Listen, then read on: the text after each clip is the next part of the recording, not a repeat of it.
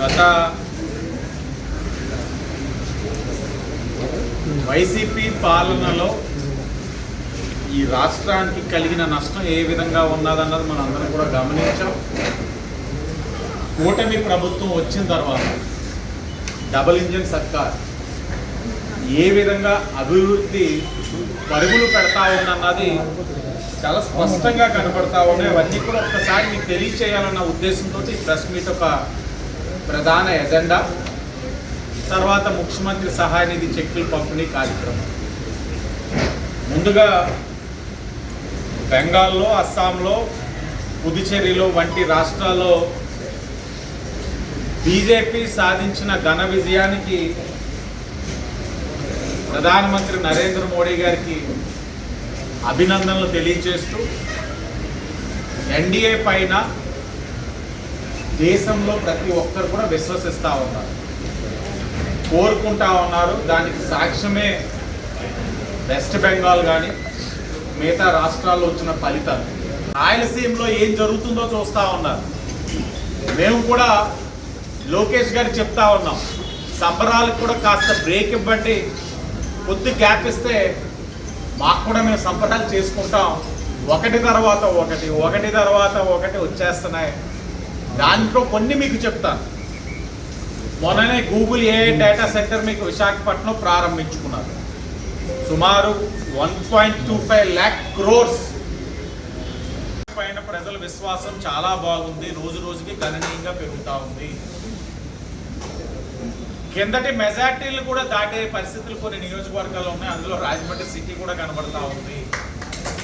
అంటే ప్రజలకి అభివృద్ధి ఎంత ఇంపార్టెన్స్ ఇస్తున్నారో, సంక్షేమంగా ఎంత ఇంపార్టెన్స్ ఇస్తున్నారో, శాంతి భద్రతలపైన కూడా అంతే ఇంపార్టెన్స్ ఇస్తూ ఉన్నారు. అన్ని అంశాల్లో కూడా మనం చాలా నిక్కచ్చిగా వెళ్ళాం. దేవన్ నుంచి కూడా మేము తీసుకున్న ప్రతి నిర్ణయాన్ని కూడా జనసేన ఇన్ఛార్జ్గా ఆయన కానీ, బీజేపీ నుంచి ఎంపీ గారు కానీ, లేక ఎంపీ పురంధేశ్వర్ గారు కానీ, ఎమ్మెల్సీ సోమవీర్రాజు గారు కానీ నగరంలో శాంతి భద్రతల కోసం ఒక కఠినమైన నిర్ణయం తీసుకుంటే ఒకటే మాట సమిష్టిగా అందరూ అనుకున్నాం, బ్లేడ్ బ్యాచ్, గంజాయి బ్యాచ్ యొక్క ఆగడాలని అరికట్టాలి, సారా పైన ఉక్కు పాదంతో ముందుకు వెళ్ళాలి అన్న నిర్ణయాన్ని స్వాగతించారు. కలెక్టివ్గా అందరం సమిష్టిగా వెళ్ళాం కాబట్టి ఈ ఫలితాలు మాకు కనబడతా ఉన్నాయి. భవిష్యత్తులో కూడా అదే విధంగా వెళ్తాం. నగరమే మాకు ముఖ్యం, మేము కాదు. నేను ఎప్పుడు అంటాను, నగరం ముఖ్యం, ప్రజలు ముఖ్యం. మేము ఇక్కడ ఉన్నది 5 సంవత్సరాలు ప్రజలు ఇచ్చిన అవకాశంతో ఆ వ్యవస్థని సరిచేయాలి. కానీ మేమే వ్యవస్థ, నేను లేని రాజమహేంద్రవరం నేనే అనుకుంటే గుణపాఠంతో ప్రజలు ఇంట్లో కూర్చోబెడతాం. మాకు ఆ గుణపాఠాలు ఏంటన్నది ఎప్పటికప్పుడు వైసీపీ వాళ్ళు చూసిన తర్వాత గుర్తెరిగే మేము చాలా బాధ్యతగా ఉంటున్నాం.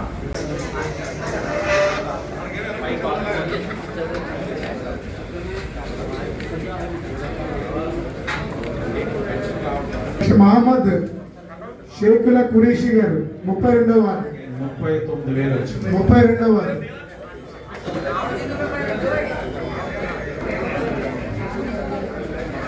ప్రధాని ఇదిగోండి ఇక్కడ 53,000 వచ్చింది.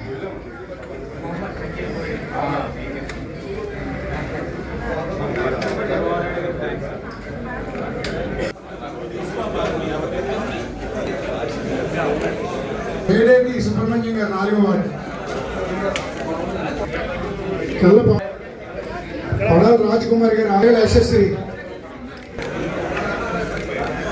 మక్కా శాంతి గారు